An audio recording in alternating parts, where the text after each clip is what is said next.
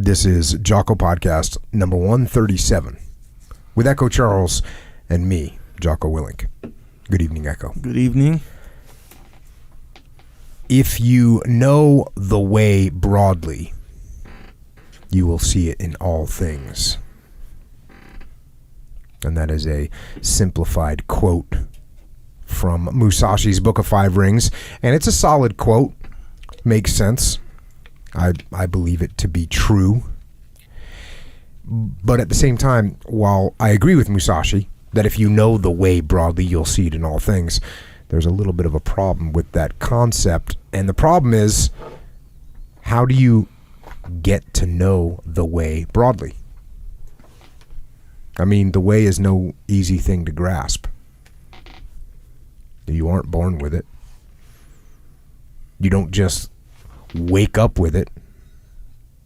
It's something that you have to learn, and it's something that you are always still learning.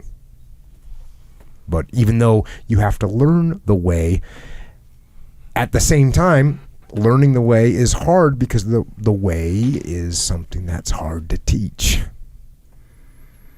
And recently I've been asked by a couple different people in a couple different scenarios how I learned what I learned. How have I learned what I learned? And this is, believe me, no claim that I know a ton of stuff. I don't. As I just said, I am still learning. But I will say that I do know the way broadly enough that I now see it everywhere and in everything. So, how did I learn the way? Well, it's kind of interesting because it's a combination of, actually it's more of a collision of a bunch of different things. Of course, my time in the SEAL teams, and I do trace a lot of it back to the SEAL platoon where we had a little mutiny. I had a bad boss, and we ended up turning against him, and he got fired and replaced by the best boss. And the juxtaposition and the contrast between really good leadership and really bad leadership made it very clear. But it wasn't just that. Of course, I had other great guys that I worked with in the SEAL teams that taught me a ton, a great instructor cadre that put me through training, that taught me a ton. And you know what? I realized I always paid close attention to leadership and tactics, and I think that's probably because I sought something that I might be able to get good at, since there was a lot of things that I wasn't naturally good. I wasn't naturally the strongest. I wasn't naturally the fastest. I wasn't naturally the best shot. So I kind of paid attention to leadership, and I paid attention to who did it well and who didn't, and I paid attention to tactics, and I paid attention to what worked and what didn't from a tactical perspective. And I read. Now, I'll tell you right now, I did not read a lot by any stretch, especially compared to how much I read right now. But I read some important books that had a big impact on me. And of course, they were only books about war. And in those books about war, the things that I actually paid attention to wasn't like the political situation that was going on. I paid attention to the leadership. I paid attention to the tactics. I paid attention to the human nature of how men reacted to war. And so some of those books, and again, it wasn't a lot, About Face, With the Old Breed, Battle Leadership, The Last 100 Yards, some very straightforward books, some books that I covered early on this podcast. And then, of course, on top of that, I got lucky with my deployments overseas, and I got to experience war from a leadership perspective. And I started to see how things overlapped and intertwined. And one of the things that really helped me see the connections between leadership and tactics and human nature and life in general was Jiu-Jitsu. I talk about Jiu-Jitsu a lot. Obviously, we talk about Jiu-Jitsu a lot. Jiu-Jitsu is a simple, straightforward, practical representation of the way. If you think about what jiu-jitsu has in it, right?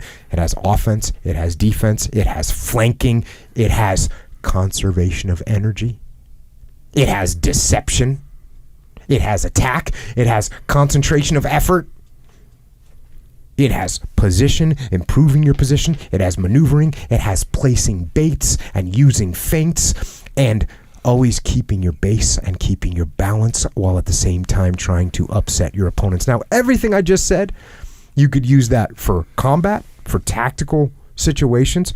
You could also use it in business. You could use it in interactions with other human beings as you maneuver through human nature and how you interact with it. And there's psychological elements inside of jiu-jitsu as well that are reflected. Humility. You're gonna get humbled by jiu-jitsu. And at the same time, dichotomy, you're going to gain confidence. You're going to know the truth. You're going to know where you actually stand. You know, it's not, you're going to get a belt, but that belt, it only represents, it doesn't fully represent the reality of the situation. The reality of the situation is the truth. And in jiu-jitsu, you know the truth. You're going to be vulnerable. You're psychologically, you're going to learn about tenacity. You're going to have to have grit. You're going to have durability. You're going to have stability. And as I trained jiu-jitsu and I garnered a better understanding of jiu-jitsu, I started to have a better understanding of the way. And as I learned the way on the mats, the way revealed itself in combat. It revealed itself in leadership, in human nature, and in life. Because I talk about this as well, as you understand things from different angles, right? So when you learn the way in different disciplines, you start to see it from different angles, and eventually I came to understand the way broadly. And now I do see it in everything. And this is another thing. The more I see it in everything, the more I see it in everything. So, understanding the way, like I said, a lot of it had to do with this thread. And I talked about it when we talked about judo. I talked about how jiu-jitsu is the thing that started. I started to see a connective thread between these different disciplines,